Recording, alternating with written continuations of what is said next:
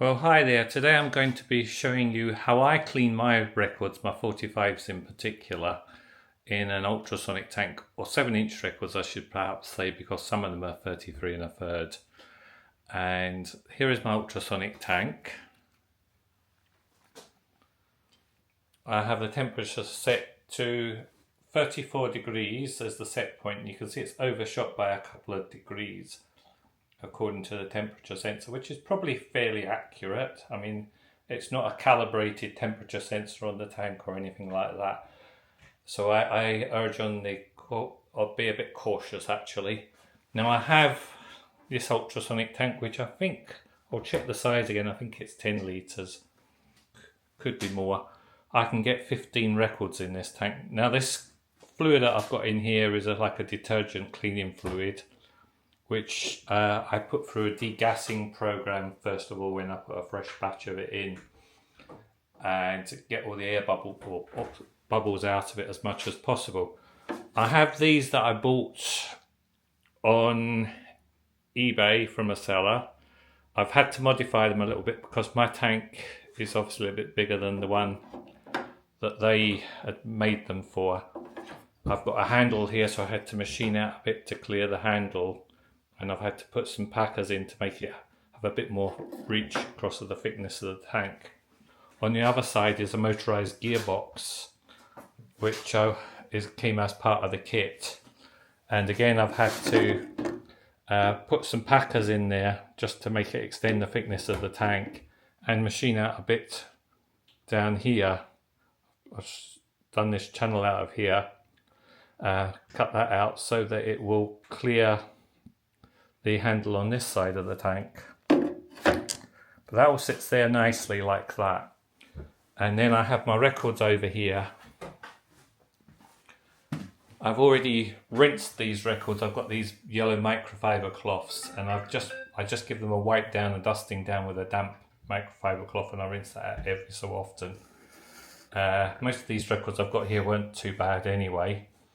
And then I have a block of wood which I've cut a hole into, which is the same diameter as this end here, and there's a grub screw there which just sits in that little notch that I've cut out. Now I had these spacers, these translucent ones I bought from the same seller who made this, supplied me with this shaft and the gearbox and the bits that went on the tank, and there's a coupling bit there to go on the end. Sorry, I should say that's a coupling, and that's just a keeper to go on the end. So I have a pile of records here ready to go in, and what to do is, so I put one blank end on first, then I put on a record. Now it is very easy to get two records stuck together, especially when you wipe them down with a damp cloth, because they tend to stick. So I have made the mistake of putting two in together and then only realising once I've taken them out of the tank, and the soap suds have then got in between the two records. So try and watch for that. These ones I've had made up, these are double-sided ones that I've had made up, so it's just an O-ring and a bit machined out of this, I think it's a Teflon or something like that I've got. It was left over from a job at work. It was rubbish, it was offcuts, and I managed to get a friend who's got a lathe and all that in his garage to machine these for me, so that's what I've done. So the process is of putting these on like this, so you're making up like a sandwich with a filling.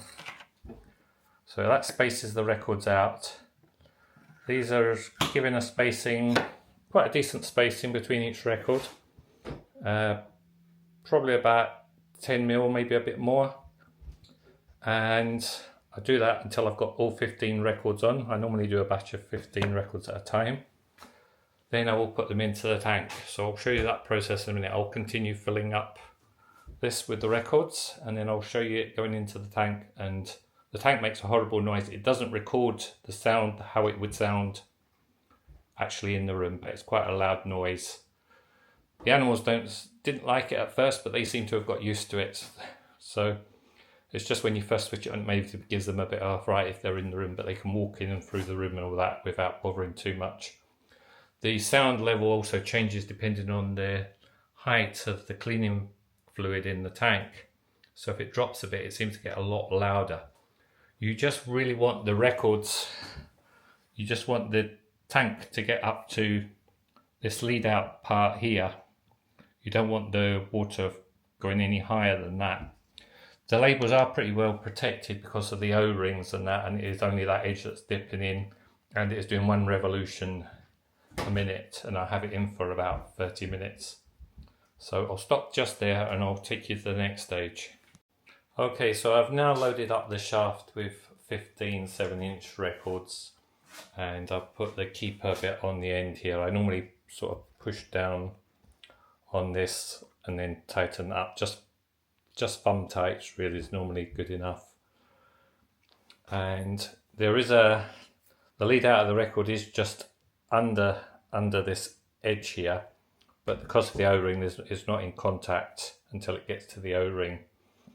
So the cleaning fluid can still get up under this edge and reach the full part of the record. And because I've cleaned the record, sometimes you have dusty labels, so a little bit of a damp cloth can normally clean up a record without doing any harm to the label. Depends on the era of the records. Some of the ones from the sort of 50s, 60s, yes, sometimes if you've got too damp a cloth, but normally if it's just damp for a few seconds, it's absolutely fine and doesn't do any damage. So there you go. So next thing is to pick this up off of this stand here and load it onto the tank. So I'm going to try and do this while I hold the camera, which is not the easiest of tasks. So what I do is I sit this end onto here like this, and then this coupling bit goes onto that shaft there.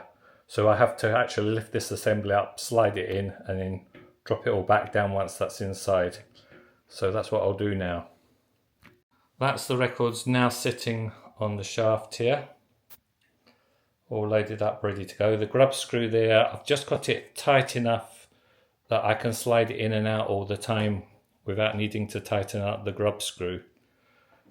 And if it does start to get a little bit slack, as it will do over a long period of time, then I just get the Allen key and just nip it up slightly, quarter turn, half turn, whatever it needs. So that's all the records sitting on the tank now. So the next thing to do is turn on the switch for the rotisserie, as I call it, which is this little switch here on the box.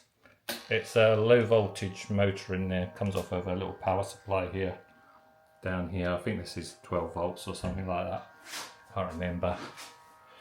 So that all comes as the one part of the kit. So the next thing to do, once you've got them all rotating, make sure they're all right, they're not binding on anything, nothing's catching. This end can catch if it doesn't sit right, or if I've got two records sandwiched together, it will move the whole thing further down this end.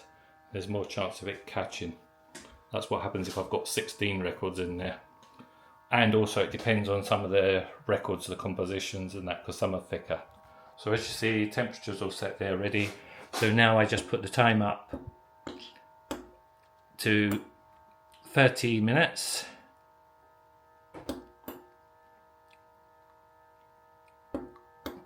And I switch on. I'm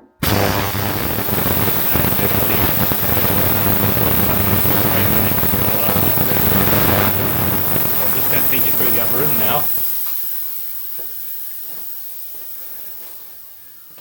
And I normally clean them and rinse them in the bathtub. I don't fill it with water, I just use the shower. I set the shower to a few degrees cooler than what the water is coming out of what the water is in the tank, so I don't shock the records. And I also let the records sit in the bathtub for a couple of minutes before I actually start to spray them with the shower head. That way I don't shock the records and hopefully don't do any damage. So then I would take them through to the living room, and I would take them off the spit. I just use this table here with the yellow cloths that I've purchased from Costco. I've used these again and again and just put them through the washing machine, but I bought a massive amount. I take them off the spit and pack them in these cloths to dry off or to partially dry while I'm doing the other part. So normally while these are drying, I'm putting the next stage on. So the next thing to do is I'll start picking these up and re-sleeving them one by one. Some will be going into new sleeves and some will be going into existing sleeves. So that's it for now. Okay, so the tank has now finished its 30-minute rinse or wash and has stopped. The ultrasonic has stopped. So I normally wait until this is round about the top, so this screw's sticking up the top, so I've got the flat side to slide it back on when I put it back in. You'll see what I mean when I take it off. There's a flat side to the shaft that this slides over where the grub screw sits. It's easier to put it back in and line it up if I do it that way. So now I'm just going to lift the records off. I lift the other end up slightly, pull it back a little bit, and then pull this up. This is a bit difficult bit to film. So it's the reverse of what I did anyway, putting it on. Sorry, bit Blair Witch Project filming here. So I slide it off again by lifting up the gearbox, and it's then off, and then I can pick the whole thing up and carry it through and lay it in the bathtub. Carry it laying in the bottom of the bathtub and I'll let it sit there for a minute or so, and I'll get the shower to a reasonable temperature, not too hot, not too cold, and then I can rinse the records, and I will give them a very good rinse. Yes, the water's not filtered. We've got pretty good water here. If you wanted to, I suppose you could have your shower water going through a filter, or you could even use deionized water. I'm not quite that particular, and I've got too many records to do it would cost me far too much. I've spent quite a lot of money on sleeves and everything else, and I want to get the enjoyment out of the records and not spend all my time cleaning and getting equipment for them. I just want to get them to a reasonable standard, as some of them were very bad. And I'll roll this about in the bathtub as well, so I can get all round and make sure it gets a good rinse. So the next stage will be to take them through to the table in the living room and pack them in between the dusters.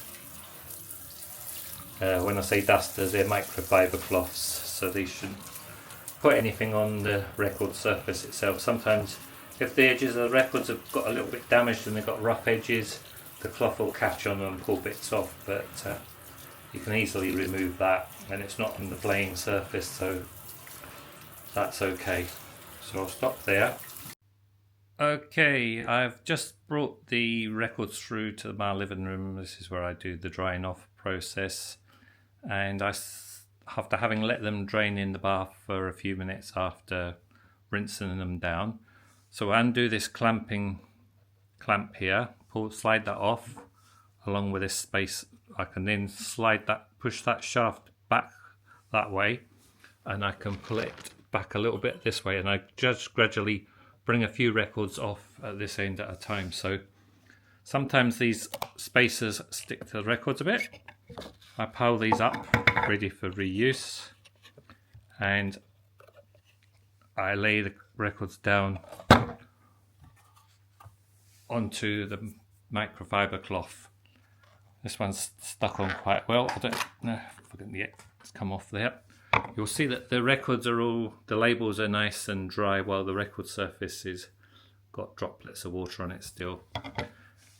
And that's normally the case, like I say, unless for some reason I have got two records together and then the water seeps in between the two records. You'll notice on this one the centre of the label is slightly wet from the shaft.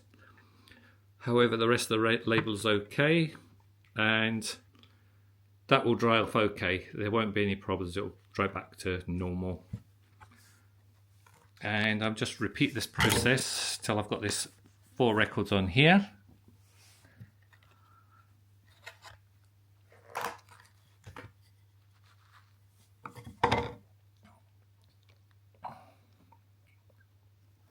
Sometimes the records distort a little bit when they've come out as well. However, once they've cooled down properly, they normally dry off alright and go back to the normal shape. You'll see this one's got a little bit wet, wetter than the rest. However, I promise you that will dry off perfectly okay. Some of the ones with the blue labels from the sort of 50s, 60s, I can't remember which ones it is. I see there's a Decca one. I don't think it's the Decca ones. They sometimes, I think it's maybe the London record label, the paper's sort of not as good quality, I would say. And the wet can sometimes bring the dye out of that, and I can end up with some of the dye on my cloth. So the next thing I do, once I've got 4 records here like this, I get another microfiber cloth and lay it down on top of those, and then I go to the next lot of records and put another 4 on top, and then another microfiber cloth, and then another 4. All these spacers are start piling up here, ready to take back through to the kitchen to load up my next batch of records. So I'll stack those up, and when I've emptied this shaft, I'll take it all through to get the next lot on. Once I've got the next lot on, I can come back through here, dry these off, and re-sleeve them again. Some go back into the original sleeves, especially if it's a picture sleeve or a specific, I've got one with the right identity on it. Otherwise they might go into a new generic sleeve that I bought. Not labelling them at the moment. That's something I will do in the future. What I am doing is I've got blue sleeves and white sleeves, so I'm going alternative letters through the alphabet with the name of the artist, first names, and I'm filing them like that at the moment. I aim to put them all on a database, of course, but it's great just discovering the records when I'm cleaning them, discovering them and seeing which ones I've got and refreshing my memory. So anyway, that's really all in this video to show you, really. I hope you've enjoyed this video. If you have, please do give me a thumbs up and consider following me, and it will motivate me to make more videos of various sorts, perhaps more like this if I get enough thumbs up. Just ask your questions, comments below, please. Thank you. Bye.